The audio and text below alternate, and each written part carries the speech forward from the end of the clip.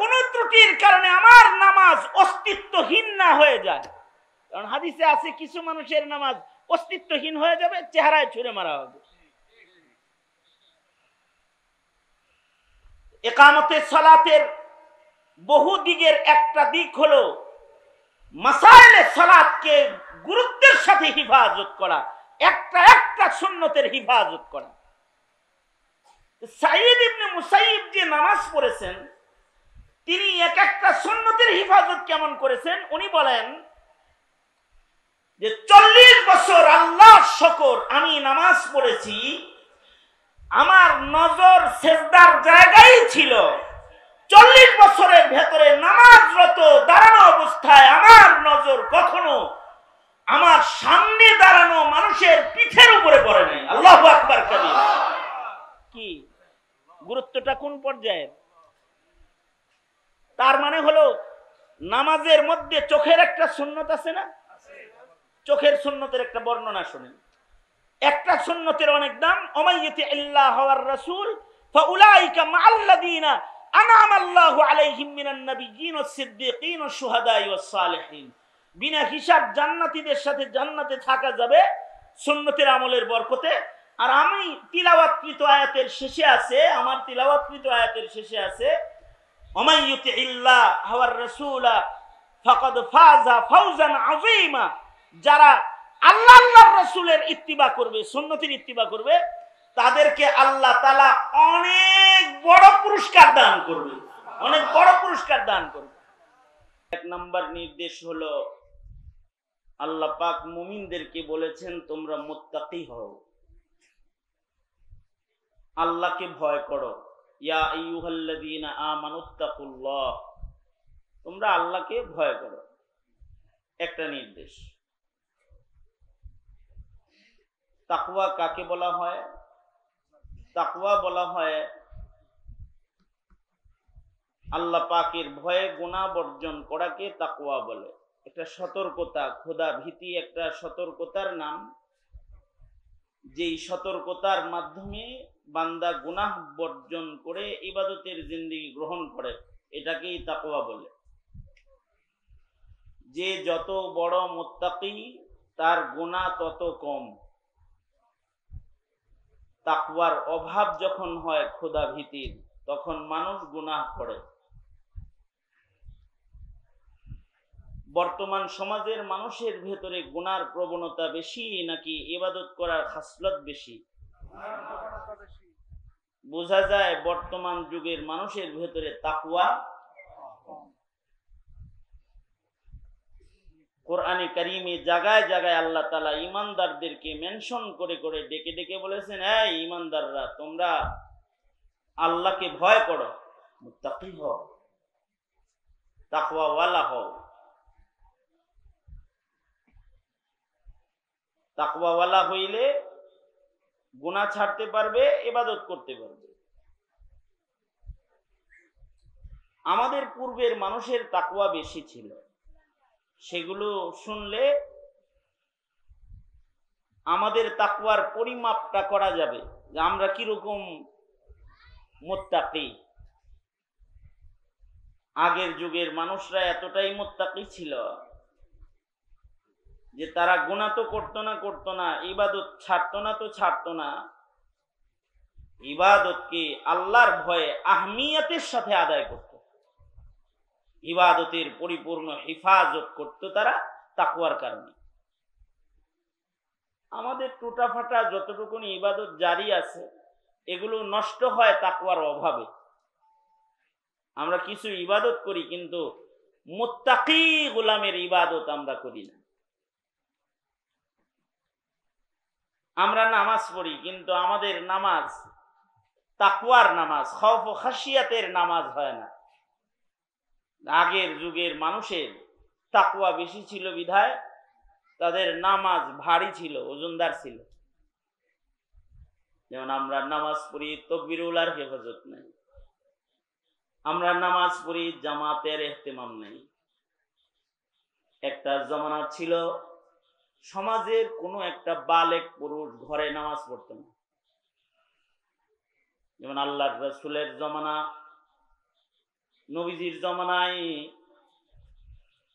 অন্ধ অচলরাও জামাতে নামাজে হাজির হইত। ঘরে নামাজ পড়ার মতো হিম্মতি তাদের ছিল না, কারণ তার ইবাদত যদি আল্লাহর কাছে পছন্দের না হয় তাহলে ইবাদত করে লাভ কি? সর্বোচ্চ পছন্দের ইবাদত বানানোর জন্য যত মুজাহাদা, যত কষ্ট আছে সব তারা করত। এই কারণে তাদের এই ইবাদতের ধারাবাহিকতাটা এক আধ সপ্তাহ ছিল না, একদিন দুই দিন না, এক বেলা দুই বেলা না, তারা লাগাতার ইবাদত করত। তাদের ইবাদতের কোয়ালিটিও লাগাতার ভালো রাখত। যেমন সাহাবায়ে কেরাম, তাদের ইবাদতের কোয়ালিটি বরাবরই ভালো এবং লাগাতার ভালো। তাবেঈদের যুগেও এটার হিফাজত ছিল। এ কারণে সাহাবীদের ইবাদতের বর্ণনা যেমন ইতিহাসের পাতায় আছে, তাবেঈদের গুণাবর্জন ও ইবাদতের বর্ণনা, তাকওয়ার বর্ণনা ইতিহাসের পাতায় মজুদ আছে। যেমন ইতিহাসের পাতার একজন তাবেঈর নাম আমি বলি আপনাদের সামনে, সাঈদ ইবনে মুসাইয়িব রাহমাতুল্লাহি আলাইহি, যিনি হযরত আবু হুরায়রার মেয়ের জামাই ছিলেন। হযরত আবু হুরায়রা হলেন মুকাসসিরিন সাহাবীদের অন্যতম সর্বোচ্চ হাদিস রিওয়ায়াতকারী সাহাবী হযরত আবু হুরায়রা। এই হযরত আবু হুরায়রার মেয়ের জামাতা ছিলেন সাঈদ ইবনে মুসাইয়িব। ওনার ইবাদতের ঐতিহাসিক বর্ণনা কিতাবে মওজুদ আছে। কেমন ঐতিহাসিক বর্ণনাগুলো? কিছু অংশ আমি বলি আপনাদের সামনে। একটা বর্ণনা, সাঈদ ইবনে মুসাইয়িব 40 বছর লাগাতার তাকবীরে উলা সহকারে নামাজ আদায় করছেন। কত বছর? এই ওখানে কথা কয় কে রে? এই তোরা কথা বলছ ওখানে, যা এখান থেকে।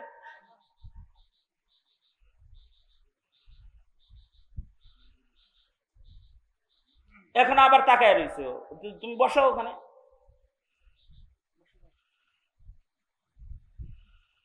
আমি কি বললাম আপনাদের কাছে? কত বছর? এবার বুঝেন, আপনি আমি নামাজ পড়ি কয় বছর? তাকওয়ার হিসাবটা করতে পারবেন যে আমাদের তাকওয়ার পরিমাপটা কি। শুধু তাই নয়, সাঈদ ইবনে মুসাইয়িব লাগাতার 40 বছর নামাজ পড়েছেন তাকবীরে উলা সহকারে। শুধু তাই নয়, সাঈদ ইবনে মুসাইয়িব বলেন 40 বছর আমি মসজিদের পয়লা কাতারে বসে মুয়াজ্জিনের আযান শুনেছি। তার মানে হলো 40 বছর লাগাতার তিনি আযানের আগে মসজিদে প্রবেশ করেছেন। ওনাকে বলা হয়েছে আযানের আগে কেন মসজিদে আসেন, এটাকে বলে তাকওয়াল্লাহ। উনি বলেন এজন্যে আযানের আগে মসজিদে এসে বসে থাকি, ময়দানে মাহশরে মহান আল্লাহ আদালতে কিবরিয়াতে যদি আমায় জিজ্ঞেস করে, সাঈদ আমার ঘরে আমার কদমে সেজদা দিতে মুয়াজ্জিন দিয়ে ডেকে ডেকে তোমায় কেন আনা লাগতো? ভরপুর মজলিসে ময়দানে মাহশরে কাহার আল জালালের সামনে এর উত্তর আমি কি দিব? এই ভয়ে আযানের আগে 40 বছর মসজিদে হাজিরা দেই। 40 বছর আযানের আগে মসজিদে হাজিরা দিয়েছেন। আরো শোনেন, ইকামতে সালাত কাকে বলে? ইকামতে সালাত কি খালি সমাজে নামাজ, সবাইকে নামাজি বানানো, এটা ইকামতে সালাত না। ইকামতে সালাত হলো নিজের নামাজকে এমন ভাবে পড়া যেন আমার কোন ত্রুটির কারণে আমার নামাজ অস্তিত্বহীন না হয়ে যায়। কারণ হাদিসে আছে কিছু মানুষের নামাজ অস্তিত্বহীন হয়ে যাবে, চেহারায় ছুঁড়ে মারা হবে। ইকামতে সালাতের বহু দিকের একটা দিক হলো মাসাইলে সালাতকে গুরুত্বের সাথে হিফাজত করা, একটা একটা সুন্নতের হিফাজত করা। সাইয়্যিদ ইবনে মুসাইয়্যিব যে নামাজ পড়েছেন তিনি এক একটা সুন্নতের হিফাজত কেমন করেছেন উনি বলেন যে 40 বছর আল্লাহর শুকর আমি নামাজ পড়েছি, আমার নজর সিজদার জায়গায় ছিল।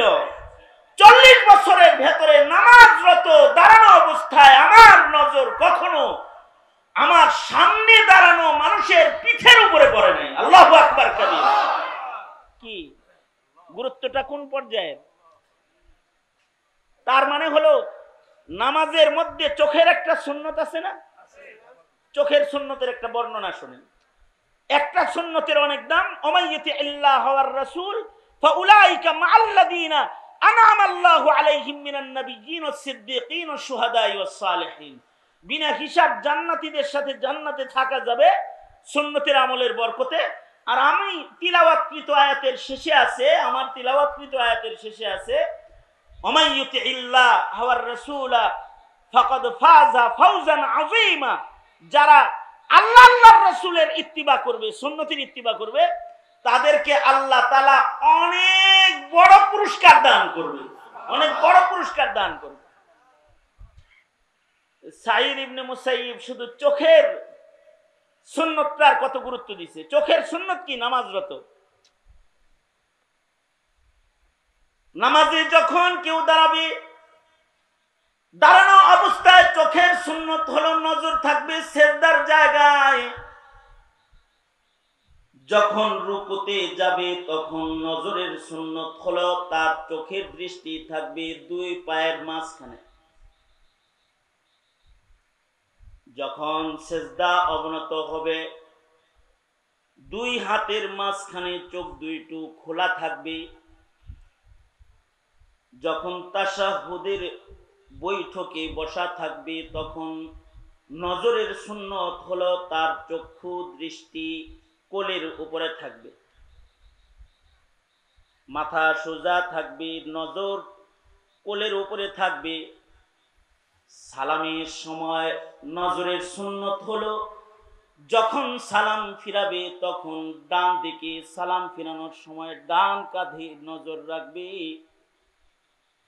অর্থাৎ আসসালামু আলাইকুম ওয়া রাহমাতুল্লাহ, আসসালামু আলাইকুম ওয়া রাহমাতুল্লাহ।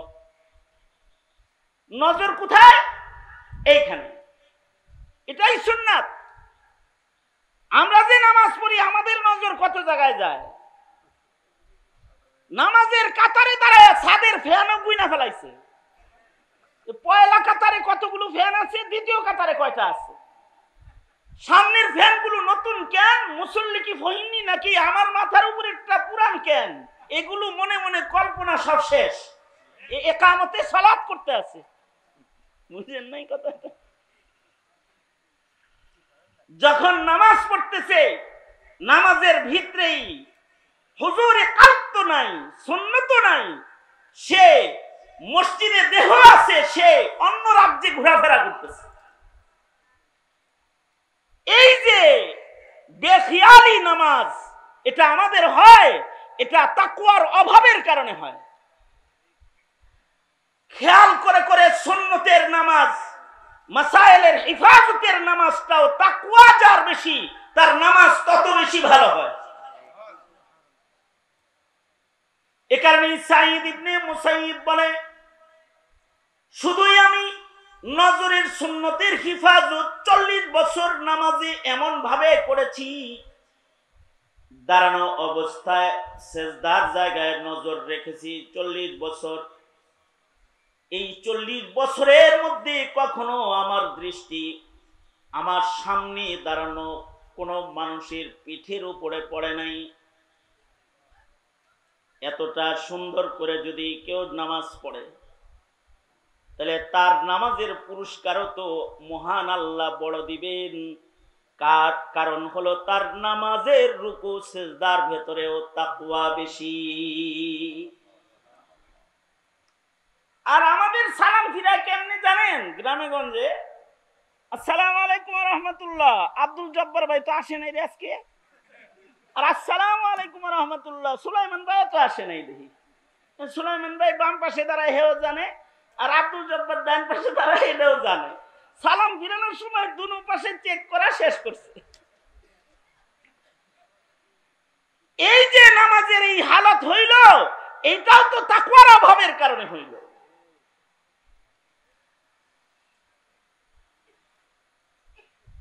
সুতরাং ইয়া আইয়ুহাল্লাযীনা আমানুত্তাকুল্লাহ, হে ঈমানদাররা আল্লাহকে ভয় করো। আল্লাহর ভয় যদি কারোর ভেতরে আসে, তার গর্দান উঁচা হয় না, নিচা হয়ে যায়। এখন তো আমাদের গর্দান উঁচু, আমাদের গর্দান নিচু না, কারণ ক্ষুধা ভীতির অভাব যে, এ কারণে আমরা নিজেকে যতটা চিনি আল্লাহকে অতটা চিনি না। আমরা সবাই নিজেকে যতটুকু চিনি, আহকামুল হাকিমিনের ক্ষমতা ও কুদরতকে অতটা চিনি না। এমনকি আমরা হাসিনারে আর খালেদা জিয়ারে যতটা চিনি, আওয়ামী লীগ আর বিএনপিরে যতটা চিনি, আল্লাহরে অতটা চিনি না আমরা। আল্লাহরে যদি চিনতাম ভালো, তাইলে আমরা ভিন্ন কোয়ালিটির মুসলমান হইতাম। তবে আল্লাহ তাআলাকে কেউ যখন না চিনে, আল্লাহ তাআলা কিন্তু আল্লাহর পরিচয় দেখায় দেয়। যেমন এক সময় আল্লাহ বিল্লাহ সব ভুইলা, মোল্লা মুন্সি সব ধইরা, জেলখানা ভইরা আর অত্যাচার কইরা আওয়ামী লীগ যেন খোদা ভুইলা গেছিল, এরকম অবস্থান যখন হয়েছে, ঘাটটা ধরে হেলিকপ্টারে পাঠায় দাদার দেশে পাঠায় দিয়েছে, ইন্ডিয়া পাঠায় দিয়েছে। আল্লাহরে চিনে নাই। এই সামনেও যারা ক্ষমতায় আসতেছে তাদেরকে বলবো, আল্লাহ চিনো, আল্লাহ চিনো, ধর্ম মানো, নবীজির রেখে যাওয়া আমানতকে কদরদানি করা শিখো। কারণ মনে মনে ভাবতেছে যে তোমরা ছাড়া আর কেউ ক্ষমতায় নাই, কিন্তু হাসিনার এত স্বপ্নের ক্ষমতা ভাঙ্গা দিতে যেই রবের 40 মিনিটও লাগে নাই, 40 মিনিট আগে সে নিজেও জানে না যে আমার জাওয়ান গা লাগতেছে। তোমাদের যে কোন জায়গায় চলে যেতে হবে, ওই পরিবেশও কায়েম করতে তার বেশি সময় লাগবে না। তবে তার গোলাম হয়ে যাও, তার গোলাম হয়ে যাও, দুনিয়া ও আখিরাতের রাজত্ব দখল করে নাও। খোদা ভীতির দরকার। সুলাইমান আলাইহিস সালাতু ওয়াস সালাম, এখনকার পাতি নেতারা আছে না, কেউ রাগ করেন না, আপনারা আমার ভাই, এমনি কই আর কি। এখনকার কিছু পাতি নেতা আছে না, যারা কোন রকম নেতা নেতা হইছে, এখন নেতার জ্বালায় তো হাঁটা যায় না রাস্তা দিয়ে, ঠিক না? নেতার ভাব হইলে এরকম, আল্লাহরে ডরান লাগবো না, আমারে ডরা, এরকম ভাব তার ভিতরে আছে।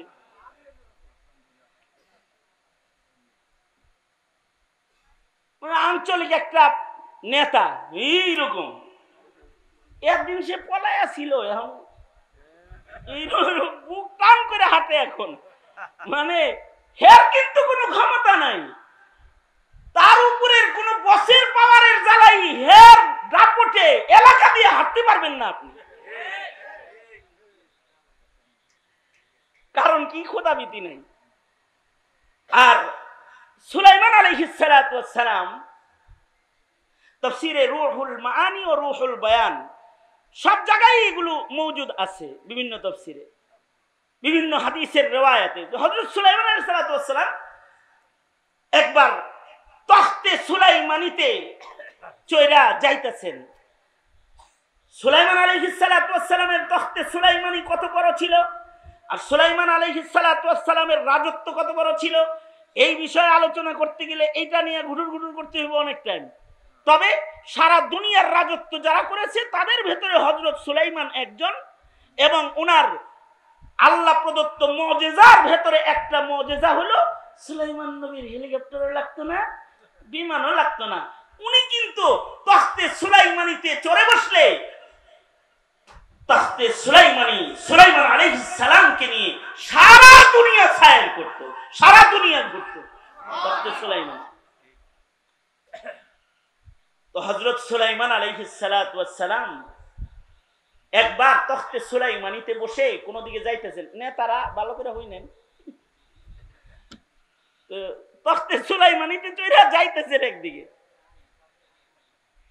এই তখতে সুলাইমানিতে চড়ে যখন যাচ্ছেন, তখতে সুলাইমানির ভিতরে হাই রে, ওই যে কি কাঠ যেন কয় যে উপরে খোলা থাকে, কি সান্ডব না, হ্যাঁ, সাত খোলা কাঠ যদি কারোর থাকে, আর যদি সে নেতা হয় আর হে যদি রাস্তা দিয়ে যায়, তখন সিটের উপরে দাঁড়ায় এরকম এরকম এরকম করতে করতে যায় না, এরকম করতে করতে যায় না। তখতে সুলাইমানির তো ছাদ নাই, তখতে সুলাইমানিতে সুলাইমান নবী বসে আছেন, নিচে থেকে সবাই সুলাইমান নবীকে দেখতে চায়, সবাই তখতে সুলাইমানের দিকে তাকায়, কিন্তু সুলাইমান আলাইহিস সালাতু ওয়াস সালাম উনি আসামির মতো মাথাটা নিচে দিয়া চুপি চুপি বৈশা যায় সব সময়। হযরত সুলাইমানের মন্ত্রী পরিষদ যারা, তারা সুলাইমান নবীকে জিজ্ঞেস করলেন, পয়গম্বর সুলাইমান, তখতে সুলাইমানিতে বসে আপনি যান মাথাটা পর্যন্ত উঁচা করেন না, আর হেমিয়ার নেতা দেখে মোটর সাইকেলে বইছে, তাই তার ধাক্কার চোটে কেউ রাস্তায় থাকতে পারে না। আর তখতে সুলাইমানিতে সুলাইমান আলাইহিস সালাতু ওয়াস সালাম বসেছেন, মাথা নিচের দিকে দিয়ে বসে আছেন। মন্ত্রী পরিষদ বলে, সুলাইমান মাথা নিচের দিকে দিয়ে কেন বসে আছেন, মাথা কেন উঁচা করেন না, এভাবে জড়সড় হয়ে বসেছেন কেন?